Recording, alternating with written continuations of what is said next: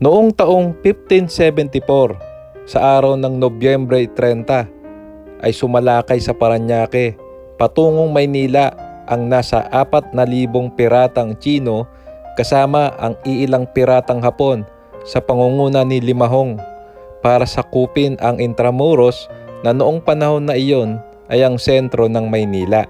Sa ilang araw na labanan ay nagapi ang mga lumusob na pirata sa pagtutulungan ng mga Pilipino at Kastila ng panahon na iyon. Naitaboy sa norte at nasukol sa bandang Pangasinan at Ilocos ang puwersa ni Limahong. Isa sa mga local leader na lumaban ay si Galo.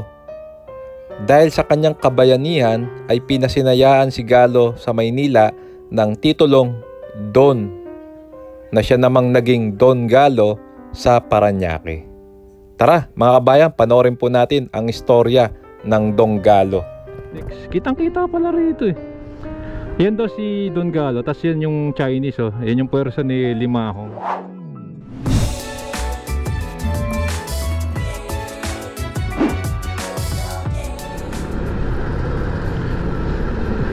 Alright, magandang araw mga kababayan, no? Dito tayo ngayon sa Quirino Avenue, Parañaque. At ito nga po yung kung ayaw nyo magkabitex, ito talaga yung daanan nyo, no? Going ng Sapote, dire-diretso lang. So ngayon, ang laki ng truck ah. Teka, lagpasan muna natin.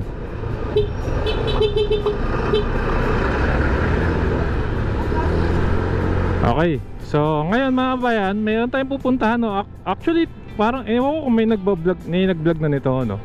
Pero alam ko nang matagal na may rebulto nito. So tatalakayin natin. Wow, lalim eh, no?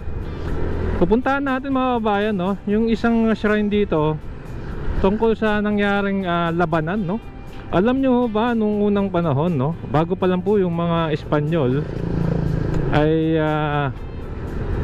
nagkaisa ho, no? Yung time na yan, yung mga Espanyol at Pilipino para po matalo ang isang contingent po ng mga piratang Tsino sa pamumuno po ni Limahong, na gusto niya po kasing sakupin yung Maynila. Ayan, so nagre-record naman, no? So ito pala Huerta. So isipin nyo mga kababayan, noong unang panahon pala nanalo na tayo sa mga Tsino, kasi alam nyo naman yung sigalot ngayon dyan sa West Philippine Sea, no? Na grabe oh, talaga namang yun na po yung term eh, naabuso tayo nung mga Navy nitong People's Republic or PRC ng China, yung mainland Chinese. So kadalasan naman yung mga politiko nila yung may problema, hindi naman yung mismong mga mamamayan, yung policies nung gobyerno nila ngayon, which is kiniklaim, no? Hindi na 9 dash line mga bayan, 10 dash line yung kiniklaim nila. Ganong kalawak yung teritoryo na kinukuha nila. At nung nakaraan nga lang ang paano, no? Nakakaawa yung ating resupply contingent dyan sa papunta po ng Ayungin Shoal, na binomba po ng tubig. Pero yun nga lang po, no? Mapakita ko lang sa inyo na nung mga unang panahon, no, lumaban na naman din tayo, no? At tayo nga po, ang protagonist po o ang bida, kalagpasan lang natin to.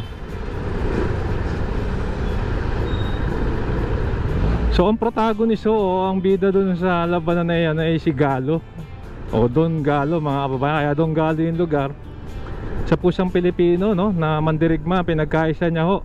Alam niyo ba na nasa 6,000 yung lumusob sa dito sa Parañaque nung panahon na yon. At yung puwersa ho ni Don Galo nasa 300 lang. Pero nagawa ho nilang matalo, no, itong puwersa ni Limahong o Limahong. Kapag nagkakaisa ho ang ating mga kababayan, no. So ito na, magpasa po tayo sa simbahan ng La Huerta. Ito na po, oh, Barangay Don Galo. Sa mga mga taga Don Galo, ayan si Andrew di ba, taga Don Galo eh. Ano, alam niyo yung history ng lugar nyo, no? Napaka makasaysayan. So puntahan natin yung sinasabi ko sa inyong shrine. So So ito part na po ng Donggalo to. At least ito ngayon mapupuntahan nyo. Kung kayo po yung nasa Cavitex, alam nyo yung parang shrine ng Chinese doon. Doon lang o banda, ito yung papasukin natin, yung papunta doon. At syempre pala, no, kung bago pa lang po kayo sa ating channel, ay inaanyahan ko po kayong mag-like, mag-comment at subscribe.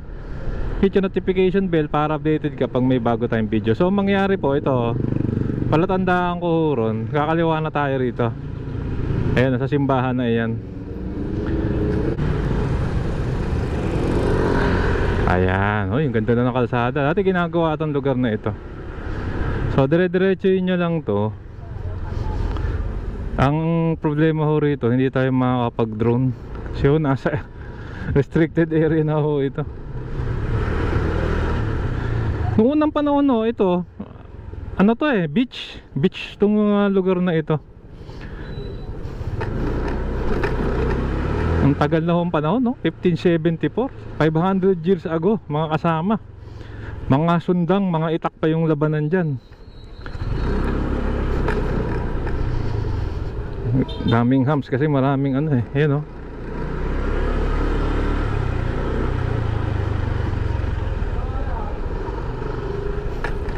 Ang nangyari mga kasama, no? I-indicate ko na lang ibang storya rito. Sa sobrang asar ni Limahong. Kasi kala nila madali nilang masasakop tong Parañaque. Parang in-execute niya, pinapatay niya yung mga tauhan niya na hindi maganda yung kuha ng intelligence. Ayan, New Donggalo Park. Ayun, may labanan, dito yan, Ito yung ano ng Chinese. Parang ironic, no? May shrine ng Chinese. Tas yan na po yung Cavitex. Kitang kita pala rito Yan daw si Donggalo. Tas yan yung Chinese Yan yung puwersa ni Limahong. Tara babain natin. So lapitan muna natin tong ano. Ayan ganito siya pag natapos na. Punong-puno ng puno. Tas parang may tubig. Kasi nga labanan sa beach 1574 yan yung nangyari yan. Hindi pa pala tapos to. Kala ko tapos na. So lapitan natin. Sayang wala nang gumagawa Pero nauna na itong yung statue. Ayan siya Sana wag ibandalismo, no? Ayan sipin nyo, nanalo tayo. Parang naputol na yung itak ni Donggalo Sana madagdagan, di naman ganyan kaliit lang yung itak na iyan. Tapos yung espada ng Chinese, ng pirata, ayan bumaluktot na. Parang may lumambitin. So ayun. Yun yung templo ng China Sipin nyo, tapat lang no? So ito yung Cavitex.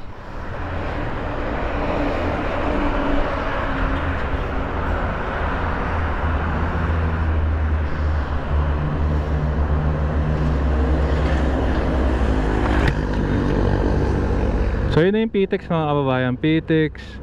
Dito lang siya, yun yung statue. Sana Parañaque matapos nyo na to. Ang ganda nito pag natapos nyo to. So ayan na ito yung ito yung mismong labanan na dito naganap, Battle of Donggalo 1574. Nang tangkay po ng puwersa na yan Limahong, nasa kupin tong Maynila. Napaka-strategic ko nung Maynila. At ito nga Parañaque kalapit lang nung Maynila ng panahon na yun. Kasi nga ay base Tapos mayroon pang ilog na bumubuhay. Dito rin pala yung mga daanan ng mga bata. So sa pagkakaalam ko nung naitaboy si Limahong, tumakbo yan Hinabol ito ng puwersa ng mga Espanyol. Hanggang dyan umabot na ng habulan nila sa Pangasinan. Tapos kasi parang nabasa ko na istorya ni Limahong. Tapos parang nasukol siya bandang Bigan, naabutan sila Doon talaga parang naitaboy na siya pabalik sa mainland China. Ayan, so yun nga po di nagtagumpay dahil sa pagkakaisa ng mga Pilipino nung panahon na iyon. Naitaboy nila hindi nagwagi itong mananakop na Chino na ito, pirata si Limahong. Ayan Talagang eternal fight sila ngayon mga bayan. Paranaque, sana maayos na ito. Ang ganda pa naman. So dito lang yan, napakita ko naman sa inyo. Ayan lang, kitang kita lang sa Cavitex lang. Tapos malapit lang siya rito sa ano, sa ano ng Chinese, sa templo ng Chinese dito. Lapitan na lang natin. Ayan, so mga kasama, sana nagustuhan nyo, no? Marami pa tayong historical shrine na pwedeng puntahan, lalo ay dito lang sa Metro Manila kasi napakamakasaysayan nga. Pero at least alam nyo, no, pwede nyong bisitahin. Sana lang ma-expedite na itong pagpapaganda rito. Paranaque, sayang naman, ang ganda ng plano. Sana makapanood yung pamahalaan ng Paranaque. At sa ibang bansa, pag pumunta ka talaga, ito yung tourist spot nila, yung mga makasaysayan nilang lugar. Ito yung binibenta nila sa mga turista. So ikutin lang natin. So ito yung Chinese temple dito sa alam na alam yan ng mga taga Cavite, siguro alam din nila ito. Ano ba nakalagay dito? Naku, Chinese character.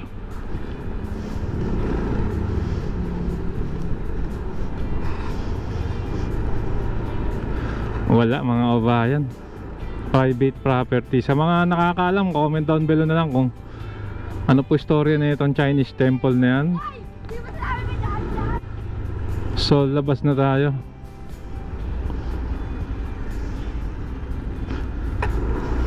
Balik na tayo ng Quirino Avenue. At ayan, no, mga bayan, kung nagugustuhan nyo to, no, naisip ko lang po to para lang medyo fresh naman yung content natin. Pwede nating hanapan, no, yung mga historical sites ng mga lugar. Tapos para lang din po sa mga manonood natin na mayroong interest sa kasaysayan, linangin ho natin yung ating pagka-Pilipino, no. Mga kasama, nung galing po ako, ito makwento ko lang, no. Nung galing po ako sa Ho Chi Minh, meron silang War Memorial Museum. Meron akong vlog, i-indicate ko na lang. Nabutan ko ron nung nandun ako, yung mga may field trip po yung mga kabataan nila, no? Tapos pinapaliwanag, hindi ho sila nahihiya. Graphic ho, ibig sabihin parang medyo violent ho yung mga makikita ng mga kabataan doon sa War Memorial. Talagang may patay talaga, sunog na katawan, ganun. Pero hindi ho nila kinakaya kasi yun yung pinagdaanan nila bago sila naging nasyon eh. Hindi sila proud, pero gusto lang nilang wag makalimutan ng mga future generation. Kasi siyempre may mga namatay doon. Mapakita nila na ito yung pinagdaanan nila bago sila naging kung ano yung estado man nila ngayon. Sana magaya ho natin. Ayan, ito nga pala yung Paranaque River, no? Ito, palabas na tayo dun sa Airport Road. So yun na, sana nagustuhan nyo mga bayan muli. Sana ho magawan pa ng mga museum, no? Itong mga shrine ay mapalago pa para ho mabasa ho ng mga future generation, para hindi tayo naliligaw bilang nasyon, no? Alam mo natin yung identity natin. Kahit yung mga kababayan natin dyan sa Visayas at Mindanao, wag din alamin din natin yung istorya nila, no? Kasi Pilipino rin ho yung mga ating mga kababayan dyan. At nararapat lang, no, na alamin din natin yung mga pinagdaanan, yung struggles and triumph ng ating mga kababayan, hindi lang sa Luzon pati sa Visayas at Mindanao. Okay, hanggang dito na lang. Siyempre kung nagustuhan nyo tong video, ay nanya ako kayo mag-like, mag-comment na subscribe, hit yung notification bell para updated po kayo pag may bago tayong video. So ngayon mga kasama, pupuntahan din tayong makasaysayang lugar. Tignan natin kung mapupuntahan natin to. Malalaman nyo na lang mga babayan, dito rin sa Paranaque. Maraming po salamat, keep safe, tiwala mo na sa akin, sarap maglakbayan. See you po sa next vlog update mga kasama.